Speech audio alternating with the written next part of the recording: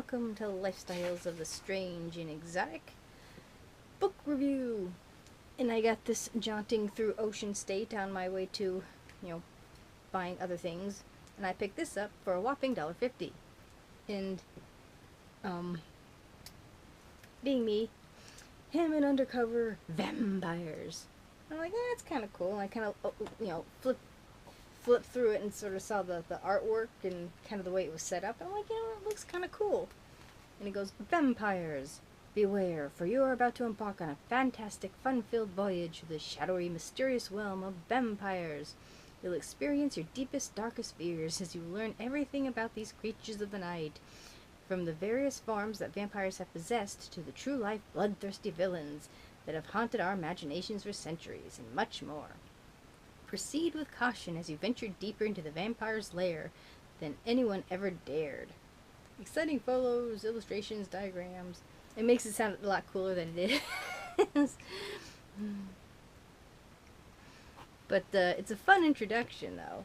I mean, it doesn't take itself seriously. I mean, the back kind of doesn't give the book credit. It makes it sound so much more serious than it is. But it's kind of done tongue-in-cheek.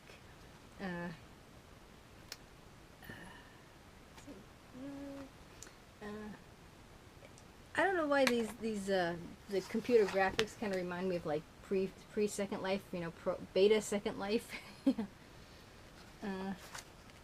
So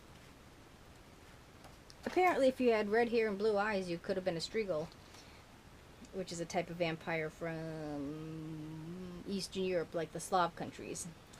So, and it does go through the history from like ancient times into like Dracula era times into like modern times. And when I thought, that was kind of the thing that disappointed me when they figured, okay, we're going to do like modern vampires. I thought they were going to do modern vampires, kind of like a subculture of the subculture of goth. There is like a vampire with a Y, because I thought they'd kind of go down that road, like. But they modern vampires apparently are like Bella Swan or whatever the hell. I couldn't get past the first movie. That sucked. Okay. Da-dun-dun. But and now funny that it's what, the 20th or is it 20 years? There's an anniversary for Buffy the Vampire Slayer, which I never really got into.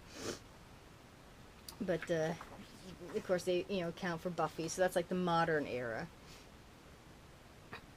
I like the fact that they included Underworld. I love Underworld, and I've got to get my hands on the last movie. I'm not even sure if it's out in theaters yet. I don't know. There's a new Underworld coming out, and I've got to get my hands on it. So, and there's lots of tidbits of information, too. I mean, it's set up so it's not kind of overwhelming. And goes, did you know, in Bram Stoker's novel Dracula, Count Dracula named his pet wolves Strigoi and Morai. And I'm probably, I don't have a Polak too, so I, slaughtered the words, but these are actual terms. That means, one type was the Moroi, M-O-R-O-I, which means nightmare. And, what was the other one? The Strigoi were, alive, but they weren't quite dead. Almost like a zombie vampire. And I kept thinking of Witcher every time I read about the Slavic ones, because, The Witcher is a Polish game, so. But there's a lot of neat different information here. But the part that kind of ticked me off was like the whole thing about the bats. And like, not all bats are vampire bats. Vampire bats are like smaller than this thing, And you'd have to go hunting them before they start hunting you. It's probably like a 1% chance you're gonna get sucked by a vampire bat. And they kind of just dumped all the class of bat into vampire bat, that sort of scare tactic type of thing, which kind of annoys me. Because it's like, really?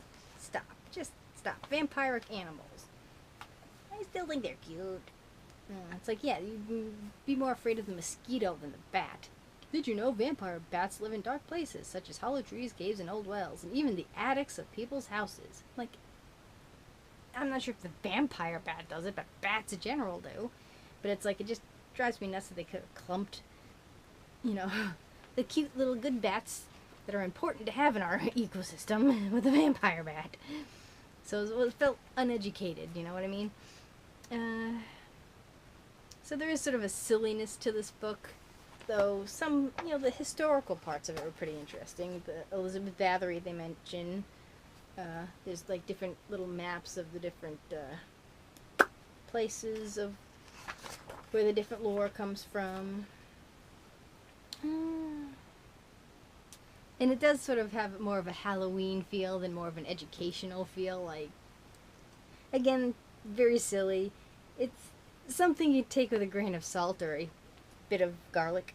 So, it was interesting, kind of silly, And it's quite an eclectic thing with the Hammond Undercover. You've got horses, robots, vampires, and World War II.